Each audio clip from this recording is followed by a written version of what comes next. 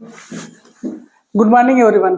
मैं विनीत आप सभी का स्वागत करता हूं आप सबके चैनल संदीप क्लासेस पर। जैसा कि आप सभी को पता है, जिस दिन से एग्जाम की डेट आई है उस दिन से आपको इस चैनल पे प्रॉपर साइंस की तैयारी करवाई जा रही है और प्रैक्टिस सेट करवाए जा रहे हैं। आप अब थ्योरी ना पढ़िए, प्रैक्टिस सेट करिए।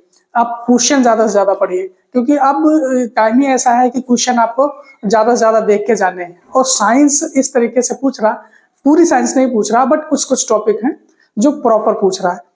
हम जो क्वेश्चन करवा रहे हैं आपको कोई भी ऐसा सेट नहीं जाएगा उसमें से क्वेश्चन ना मिले, श्योर मिलेगा। करंट अफेयर आप पढ़ के चाहिए, बाकी कुछ पढ़िए नहीं। मैथ पढ़िए, रीजनिंग पढ़िए, साइंस पढ़िए, बाकी करंट अफेयर, 4 सब्जेक्ट पढ़िए बस। मैथ रीजनिंग तो चाहे थोड़ा कम फोकस करिए, जिन्होंने करंट नहीं पढ़ी वो लोग करंट पढ़िए, क्योंकि करंट अफेयर 1 साल की बहुत अच्छे से पढ़ के जाइएगा। 20 क्वेश्चन 20 पूछ रहा है करंट अफेयर के। स्टार्ट करते हैं आज की क्लास को। स्टार्ट करते हैं।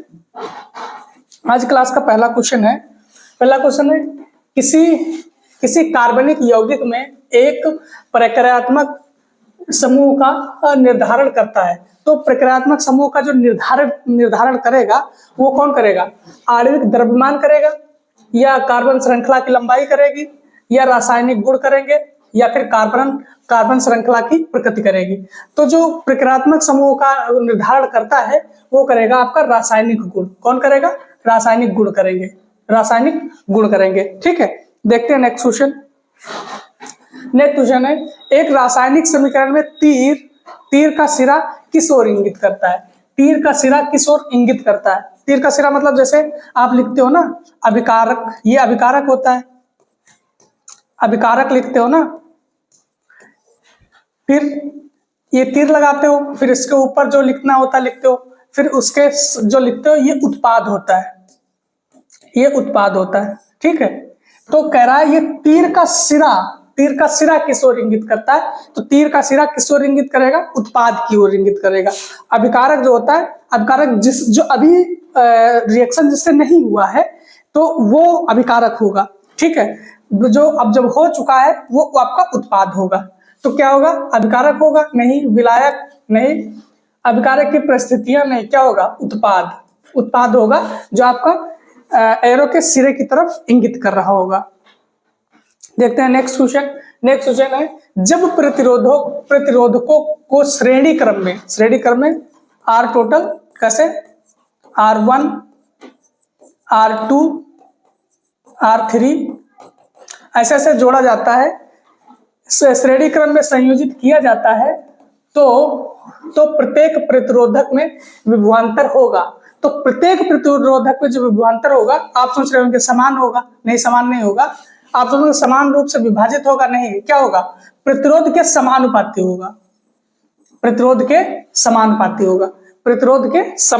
होगा। जो श्रेणी क्रम में जोड़ा जाएगा तो प्रत्येक विभवांतर जो होगा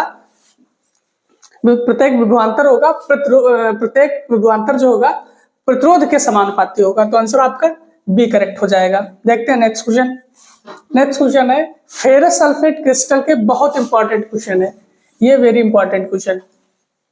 ये क्वेश्चन फिक्स है, आएगा ही आएगा। फेरस सल्फेट क्रिस्टल के पूर्ण अपघटन के दौरान कौन सी गैसें निकलती हैं? तो ये जो फेरस सल्फेट है इसका जो पूर्ण अपघटन होता है तो इसमें सल्फर डाइऑक्साइड और सल्फर ट्राइऑक्साइड ये दोनों निकलती हैं। सल्फर डाइऑक्साइड और सल्फर ट्राइऑक्साइड दोनों निकलेंगी। तो आंसर हो जाएगा आपका answer third, answer C correct हो जाएगा। देखते हैं नेक्स्ट क्वेश्चन। निम्न में से कौन सा तत्व सर्वाधिक विद्युत ऋणात्मकता रखता है? सर्वाधिक अगर विद्युत ऋणात्मकता की बात करेंगे तो आपका कौन सा हो जाएगा? आपका फ्लोरीन हो जाएगा। ठीक है, और इलेक्ट्रॉन बंधुता किस अधिक होती? इलेक्ट्रॉन बंधुता किसकी ज्यादा होगी? तो आपकी क्लोरीन की अधिक होगी। तो देख लीजिए फ्लोरीन कहाँ पे है? फ्लोरीन आंसर नहीं है, बट क्या होगा? फ्लोरीन कहीं पे होगा, एक ऑप्शन फ्लोरीन। तो ये इसकी सबसे ज्यादा इलेक्ट्रॉनिक विद्युत ऋणात्मकता फ्लोरीन की सबसे अधिक होगी। देखते हैं नेक्स्ट क्वेश्चन है इनमें से कौन सा मुद्दा बड़े बांधों से संबंधित समस्या नहीं है? अब बड़े बांध बना रहे हो उसके लिए समस्या नहीं है। तो मतलब बाकी सारी समस्या भी होंगी, एक है जो समस्या नहीं है। देखो, वनों की कटाई और जैविक विविधता की हानि। तो वनों की कटाई करोगे और जैविक विविधता की हानि होगी तो ये तो एक समस्या है, ये तो आंसर हमारा होगा नहीं क्योंकि ये समस्या है। कह रहा समस्या नहीं है। फिर कह रहा लोगों का विस्थापन, भाई वहां से जहां पे हम डैम बनाएंगे वहां से लोग पलायन करेंगे, ये भी एक समस्या है। ठीक है, सिंचाई के लिए जल का संग्रहण करना, थोड़ा थोड़ा पॉजिटिव आंसर ये दिख रहा है। आगे देखते हैं, शामिल लागतों की तुलना में कम लाभ। बिल्कुल सही बात है, डैम आप बनाते हो करोड़ों की लागत लगती है, उससे लाभ कितना होता है? बिल्कुल छोटा सा, बिल्कुल कम लाभ होता है। ये भी एक समस्या ही है, ये भी एक समस्या है। ये तो समस्या ही लोगों को पलायन होना, बट थोड़ा फायदा ये रहता है, सिंचाई के लिए पानी का संग्रह कर लेते हैं और हम अपने अकॉर्डिंग जब हमको जरूरत होती है हम छोड़ लेते हैं पानी, हम यूटिलाइज कर लेते हैं। ये थोड़ा थोड़ा मतलब पॉजिटिव आंसर लग रहा है, डैम बनाने के फायदे लग रहे हैं, बाकी तो सारे नुकसान ही है। तो आंसर आपका थर्ड करेक्ट होगा, आंसर सी करेक्ट हो जाएगा। देखते हैं नेक्स्ट क्वेश्चन। नेक्स्ट क्वेश्चन है, निम्नलिखित में से एक किसे प्रकाश की प्रकीर्णन की परिघटना का उपयोग करके नहीं समझाया जा सकता? प्रकाश की प्रकीर्णन की परिघटना करके नहीं समझाया जा सकता। देखो, प्रकाश की प्रकीर्णन की बात करें तो जहां पे रंग की बात करेगा, जहां पे रंग की बात करेगा वहां पे हम प्रकाश का प्रकीर्णन से रंग को निर्धारित करते हैं। ठीक है, अब देखो, सूर्योदय के समय सूर्य का लाल दिखाई देना, लाल दिखाई दे रहा है तो ये प्रकाश का प्रकीर्णन की एक परिघटना है। ठीक है, खतरे के संकेतों के लिए लाल रंग का प्रयोग किया जाना, क्योंकि लाल रंग प्रकीर्णित कम होता है, प्रकीर्णन मतलब फैलाव, लाल रंग का प्रकीर्णन कम होता है, बैंगनी का सबसे अधिक होता है। इस वजह से लाल रंग हमको दूर से दिख जाता है और बैंगनी रंग दिखता नहीं, वो फैलता ज्यादा है, ये फैलता कम है। तो ये भी एक प्रकीर्णन की घटना को समझाता है। फिर देखो, तारों का टिमटिमाना आप इसको ये पढ़ते होंगे, ये किसकी वजह से होता है? वायुमंडल अपवर्तन के कारण। वायुमंडल अपवर्तन के कारण क्या होता है? तारों का टिमटिमाना, टिमटिमाते हुए हमको नजर आते हैं। आसमान का रंग नीला दिखना, ये भी प्रकीर्णन का एक कारण है, ये भी प्रकीर्णन का कारण है। तो देखो, पहला और दूसरा और चौथा ये प्रकीर्णन की परिघटना को समझाते हैं, बट तारों का टिमटिमाना ये वायुमंडलीय अपवर्तन के कारण होता है, इस वजह से हम ये प्रकीर्णन की परिघटना को नहीं समझाता है। तो आंसर कौन सा होगा? आंसर होगा आपका थर्ड, आंसर आपका थर्ड सही होगा। देखते हैं नेक्स्ट क्वेश्चन। नेक्स्ट क्वेश्चन है, पुष्प का इनमें से कौन सा भाग निषेचन के बाद फल के रूप में विकसित होता है? निषेचन के बाद जो फल के रूप में विकसित होगा उसको क्या बोलेंगे? उसको बोलेंगे बीजांड। बहुत इंपॉर्टेंट क्वेश्चन है, डायरेक्ट क्वेश्चन पूछता है। फल के रूप में जो विकसित होगा उसको हम बोलेंगे बीजांड। ठीक है, अगर हम बात करेंगे स्त्री के साथ, तो स्त्री का जो जन्म अंग है उसको स्त्री होगा, और जो अंडाशय बात रहेगा ये भी स्त्री का भाग है। बट पुष्प का कौन सा होगा? पुमंग और पुंकेसर, ये पुरुष, ये जो है ये मेल रिप्रोडक्टिव पार्ट है। देखते हैं नेक्स्ट क्वेश्चन। निम्नलिखित में से किस स्थिति में अवतल दर्पण वास्तविक प्रतिबिंब निर्मित करेगा? वास्तविक प्रतिबिंब निर्मित करेगा, वो कौन सा? अवतल दर्पण। अवतल दर्पण है, ये क्या है? ये है ध्रुव, ये है एफ मतलब फोकस, ये है आपका सी मतलब केंद्र, वक्रता केंद्र, ये है इनफाइनाइट। ठीक है, अगर मान लो हम कोई चीज इनफाइनाइट पे रखते हैं तो हमका दर्पण कहां पर बने, जो प्रतिबिंब बनेगा एफ पे बनेगा। अगर इनफाइनाइट और केंद्र के बीच में रखते हैं तो हमारा जो प्रतिबिंब बनेगा केंद्र और फोकस के बीच में बनेगा। अगर हम केंद्र पे ही रख देते हैं तो वक्रता केंद्र पे ही बनेगा। अगर वक्रता केंद्र एफ के बीच में रखते हैं वस्तु को तो हमारा प्रतिबिंब कहाँ बनेगा? इनफाइनाइट और सी के बीच में। अगर हम एफ पे रख देते हैं वस्तु को तो कहां पर? प्रतिबिंब पर बनेगा। प्रतिबिंब कहां बनेगा? इनफाइनाइट पे बनेगा। बट हम अगर फोकस और ध्रुव के बीच में रख दें, फोकस और ध्रुव के बीच में अगर प्रतिबिंब वस्तु को रख दे तो हमारा प्रतिबिंब कहां पर बनेगा? प्रतिबिंब बनेगा वस्तु के सामने, वस्तु के पीछे बनेगा, वस्तु के दर्पण के पीछे बनेगा। तो ये कैसे बनेंगे, ये छोटे बनेंगे, ये बराबर बनेगा और ये बड़ा बनेगा। ये बनेंगे छोटे, ये बनेंगे बड़े, ये बनेगा बराबर। बट ये सारे कैसे बनेंगे, ये वास्तविक बनेंगे। क्या बनेंगे, वास्तविक, वास्तविक। ये कैसा बनेगा, ये आभासी बनेगा, आभासी। देखो सीधा बना है तो सीधा, बट क्या बनेगा, छोटा। आभासी सीधा छोटा बनेगा, ठीक है। ये क्या, बड़े भी बनेंगे, बराबर भी बनेंगे और छोटे भी बनेंगे और वास्तविक बनेंगे। आभासी मतलब काल्पनिक होता है, ठीक है, आभासी मतलब काल्पनिक। अब क्या कह रहा है, कह रहा है अवतल दर्पण की वास्तविक प्रतिबिंब कौन बनाएगा। वास्तविक प्रतिबिंब कौन बनाएगा, जो फोकस और इनफाइनाइट के बीच में कहीं भी रखेंगे, क्या बनाएगा, वास्तविक प्रतिबिंब बनाएगा।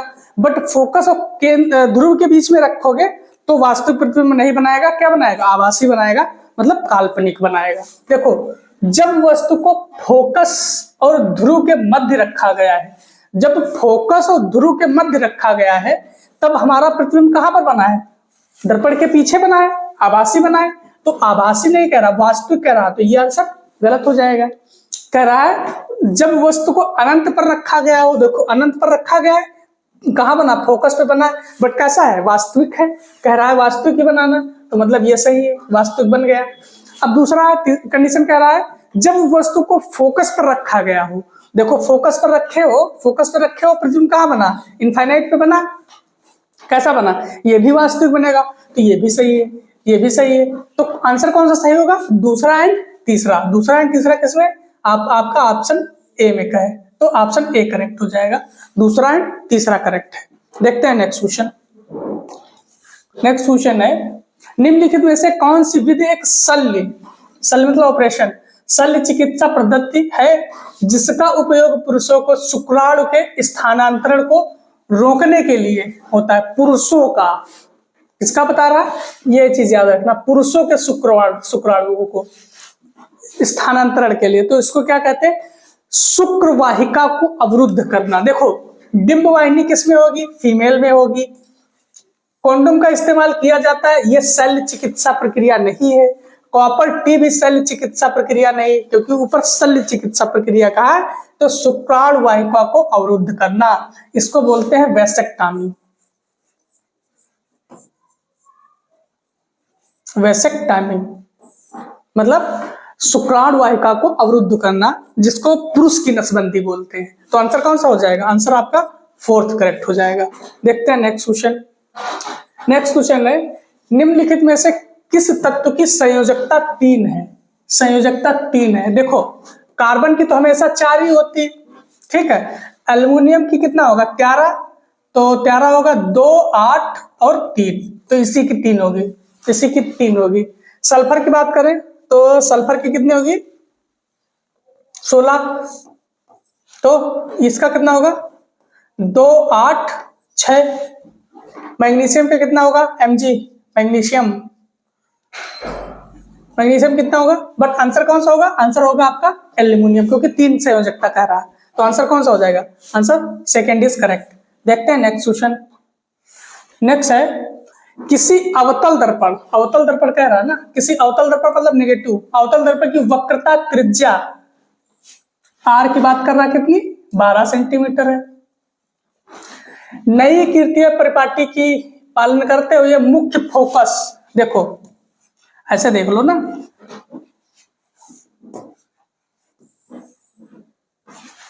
ये R ये F है, ठीक है।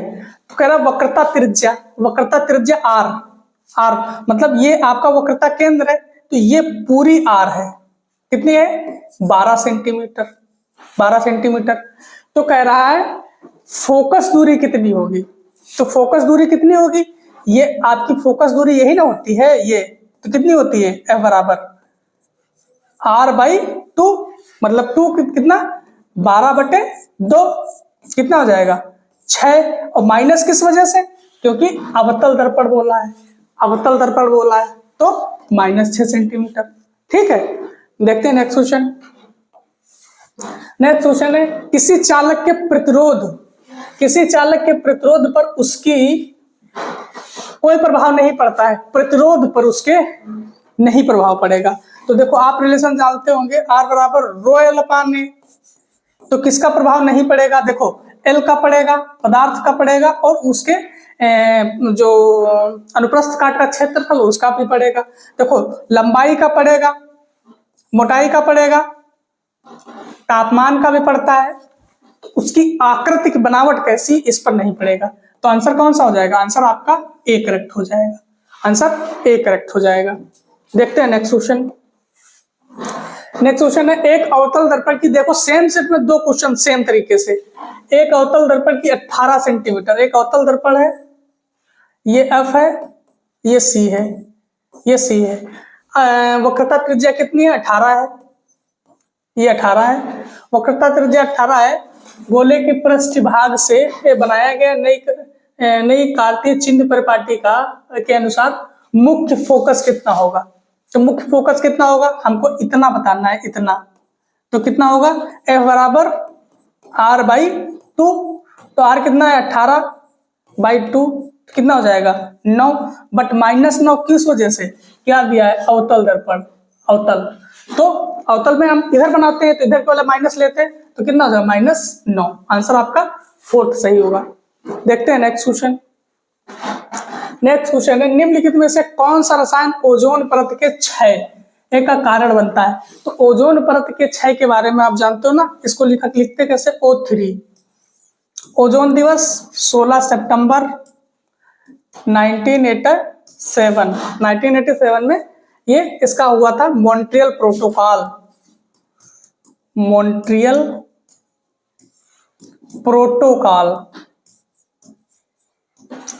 प्रोटोकॉल। बट ये काम कब से किया? काम किया 1989 से। ठीक बात है। अब देखो इसका जो क्षय का है, ये करता क्या है? ये सन से आने वाली यूवी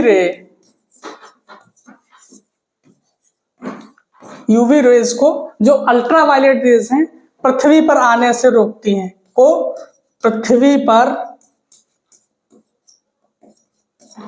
आने से रोकती।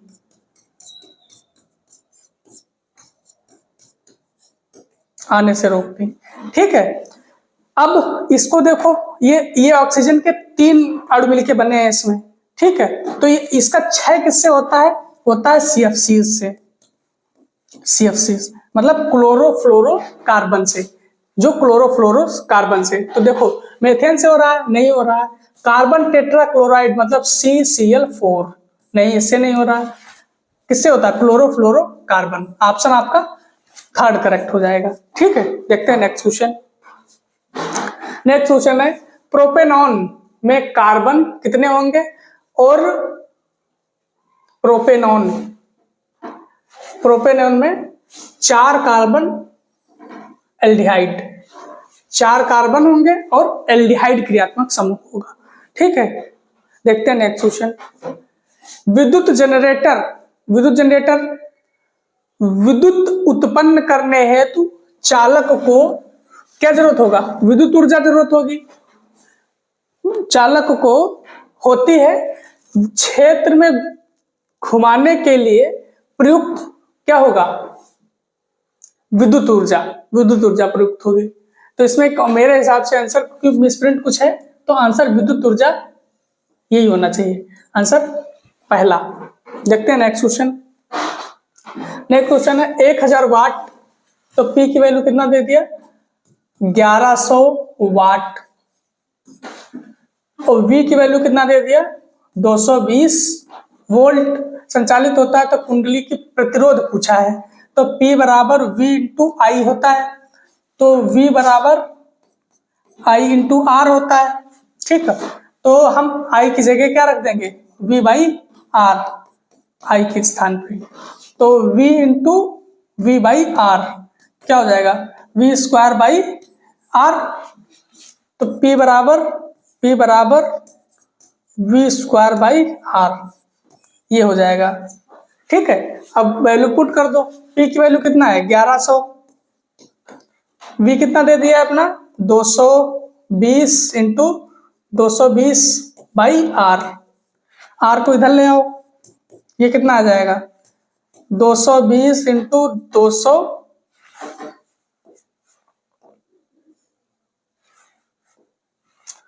220 इंटू 220, ये 1100 है, नीचे ले आओ 1100, 2 जीरो से 2 जीरो कैंसिल, 11 दूनी 22 और 22 दूना 44 क्या ओम। आर की वैल्यू कितनी हो जाएगी 44 ओम, 44 ओम। आंसर आपका कौन सा आ जाएगा, आंसर 3 से करेक्ट। देखते हैं नेक्स्ट क्वेश्चन। नेक्स्ट क्वेश्चन है फरवरी 2022, ये करंट का क्वेश्चन है, करंट का क्वेश्चन है क्योंकि आपका प्रीवियस ईयर ही करवा रहे हैं तो उसमें करंट का क्वेश्चन आया है। देखते हैं नेक्स्ट क्वेश्चन। विद्युत मोटर से संबंधित निम्न कथनों पर विचार कीजिए। विद्युत मोटर है, ये बात याद रखना, विद्युत मोटर है। विद्युत मोटर कौन से सिद्धांत पर काम करेगा, बाएं हाथ के सिद्धांत पर, फ्लेमिंग के बाएं हाथ पे। और जनरेटर के सिद्धांत पे बात करेगा तो फ्लेमिंग के दाएं हाथ पे। जनरेटर दाएं हाथ, मोटर बाएं हाथ। तो विद्युत मोटर में विभवांतर प्रलय प्रयुक्त होते हैं, बिल्कुल सही बात है। मोटर की कुंडली पर कार्यात्मक बल की दिशा फ्लेमिंग के दाएं हाथ के नियम के उपयोग किया जाता है। देखो फ्लेमिंग के दाएं नहीं, फ्लेमिंग के बाएं हाथ के नियम से, फ्लेमिंग के बाएं हाथ के नियम से, क्योंकि ये मोटर की बात कर रहा है तो फ्लेमिंग के बाएं हाथ के, दाएं हाथ में जनरेटर होता तो दाएं हाथ का नियम। तो आपका बी वाला करेक्ट इनकरेक्ट होगा, ए वाला करेक्ट है।